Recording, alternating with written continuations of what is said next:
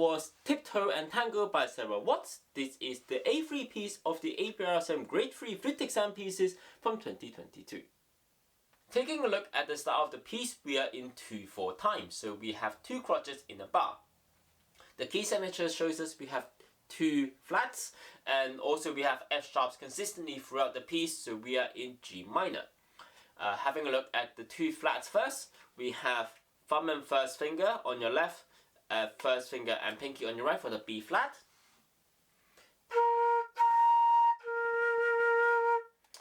For the E flat, we have 2 different fingerings. The low E flat has everything on our right hand. On our left hand, we have everything but the pinky.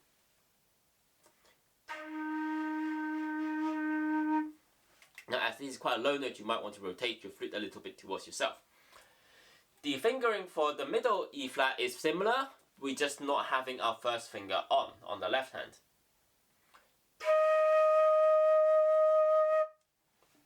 So here is your G harmonic minor to a 12, which you're required to know for your grade 3 exam.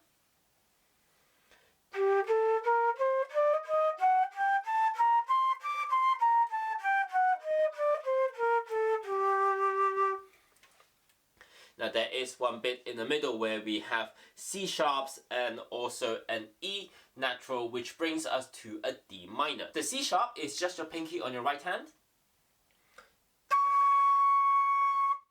And what would be beneficial to us is the D minor arpeggio.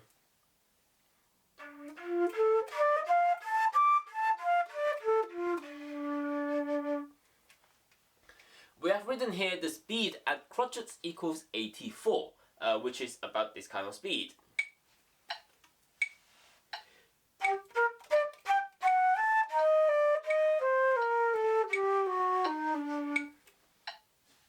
Now there are quite a lot of quavers in this piece and also some semi-quavers in this as well. So it might be beneficial for you to count in quavers, especially if you're struggling to trying to fit 4 semi-quavers into 1 crotchet. So here is counting in quavers, so doubling the counts.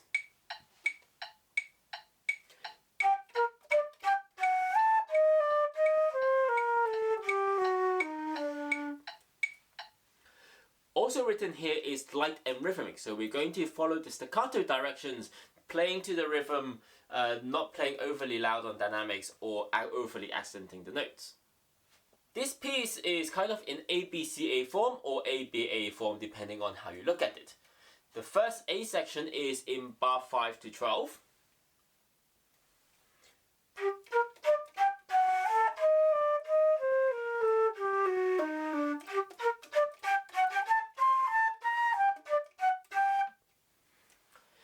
Slightly debatable whether bar 13 to bar 26 should be 1 section or 2 section, as there are 2 distinctly different melodic ideas in here.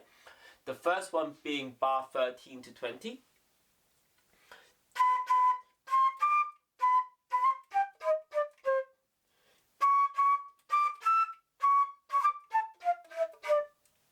And the second being in bar 21 to bar 27.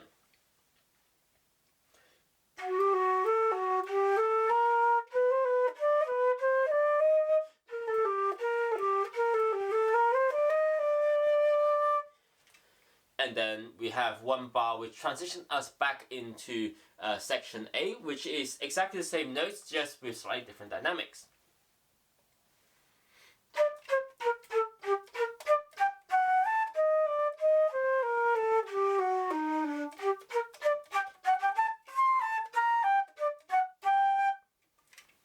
At the start of the piece, we have a 4-bar rest, where the piano counts steadily for us, quavers in the right hand and crotchets in the left hand.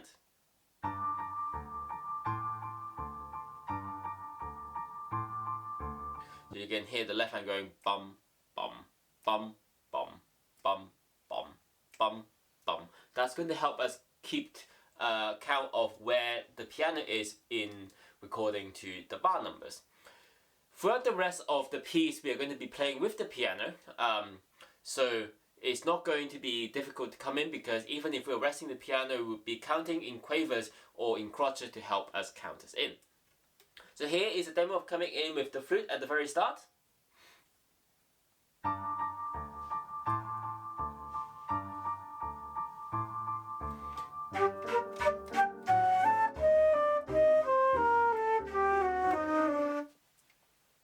Section A has two phrases, the first one being in bar 5 to 8.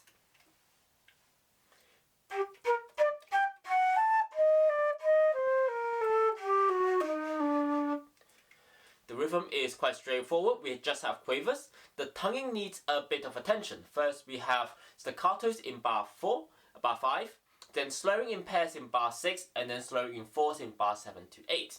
We start out on an MP, so we're moderately soft. Then we get the same G minor arpeggio start for the second phrase, but now we have a semi-quaver rhythm on bar 10.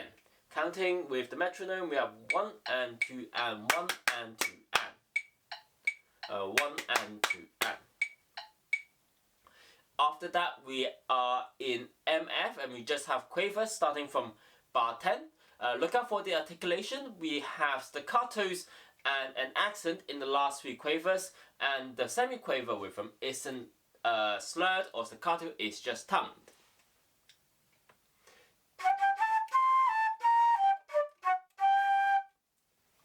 The next section is rhythmically quite different to our A section. The two phrases are the same in melody. We start off with the same note played twice, and then an upbeat to the second bar where we have quaver, rest, and then we have 5 quavers coming down in staccato with a grace note on the first one. Now, the first 2 bars are played just in tongued and not in staccato, so there needs to be a distinction in there.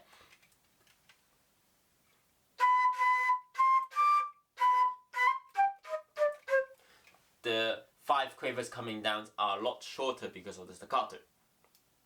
Both phrases have the same shape. The difference is that the second phrase is slightly louder in MF compared to the first one, which is in MP, as well as being higher in pitch as well.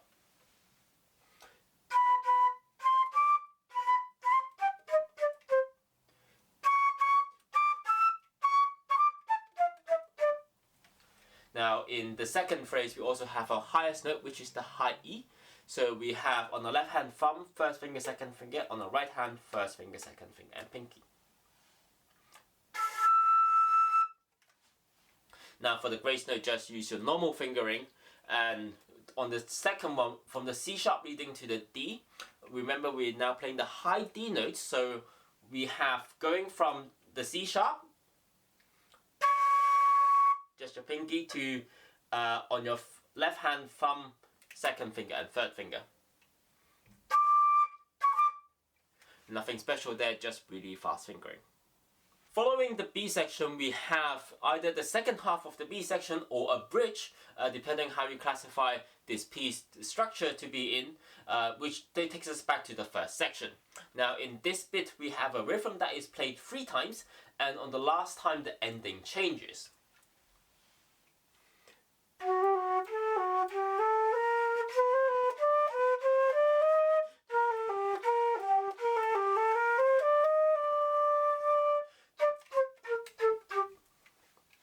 Now we started quietly in P, crescendoing throughout into an MF on bar 25, where we also see written motto rao.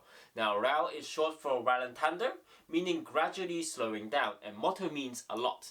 So we're slowing down quite a bit while we're playing bars 25 to bar 27. Also crescendoing as well throughout the semi-quaver scale section, and then onto the forte D note. When we get to bar 28, we see a tempo, so we're going back to our original speed, leading us back to the A section.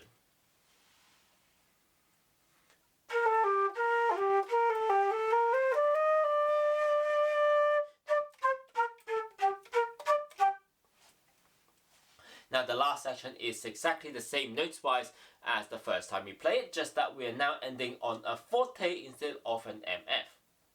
And that's the end of the piece. Well, that was the tutorial into the A3 piece, Tiptoe and Tango by Sarah Watts.